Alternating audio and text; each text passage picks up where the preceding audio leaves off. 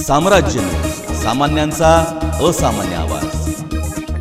मी महाराष्ट्र राज्य जनहित शेतकरी संघटना संस्थापक अध्यक्ष प्रभाकर भैया देशमुख माझ्या मोहोळ तालुक्यामध्ये नरखेड गाणामध्ये वाळूज, देगाव, डिकसळ, येलमवाडी, मलिकपेठ, मसले चौधरी या गावामधल्या गेल्या वर्षी विमा कंपनीनं, भारतीय एक्सा विमा कंपनी ह्या दरोडेखोर विमा कंपनीनं अक्षरशः शेतकऱ्यांचे पीक विमाचे पैसे गोळा करून त्यांनी धंदा मांडलेला आहे आणि सातत्यानं बऱ्याचशा पीक विमा कंपन्या ह्या कष्टकरी शेतकऱ्यांवर अन्याय करतात।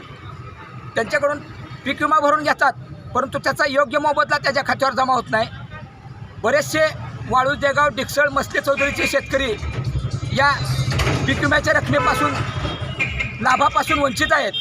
या चाललेल्या अन्यायाला वाचा फोडण्यासाठी जनहित शेतकरी संघटनेच्या वतीनं माननीय जिल्हाधिकारी, मुख्यमंत्री, उपमुख्यमंत्री ह्या सर्वांना निवेदनाद्वारे कळवलेलं आहे आणि त्यांची वाट बघून आम्ही आज सोलापूर जिल्हाधिकारी कार्यालयासमोर सकाळी 10:30 वाजल्यापासून बेमुदत धरणे आंदोलनाला सुरुवात केलेली आहे।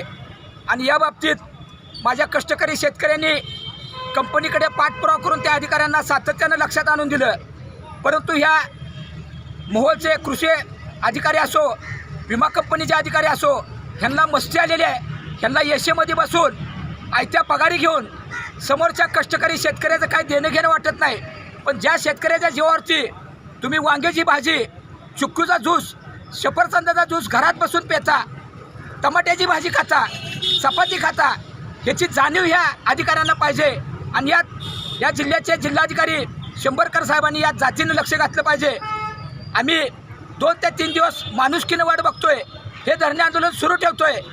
वेळ प्रसंगी वेळ आली तर आम्ही रस्त्यावर उतरून सोलापूर शहरातल्या कुठल्याही टावरवर चढून आम्ही राज्याचे मुख्यमंत्री उद्धवसाहेब ठाकरे आणि उपमुख्यमंत्री अजित पवारांना जाब विचारल्याशिवाय, जिल्हाधिकाऱ्यांना जाब विचारल्याशिवाय आम्ही गप्प बसणार नाही। या भारतीय एक्सा विमा कंपनीला काळ्या यादीत घ्यावं व त्या दरोडेखोरावरती गुन्हा दाखल करावा ही आमची आग्रही मागणी आहे। या बाबतीत त्याची जबाबदारीने नोंद घ्यावी, लोकशाहीने चाललेल्या आंदोलनाचा आदर करावा।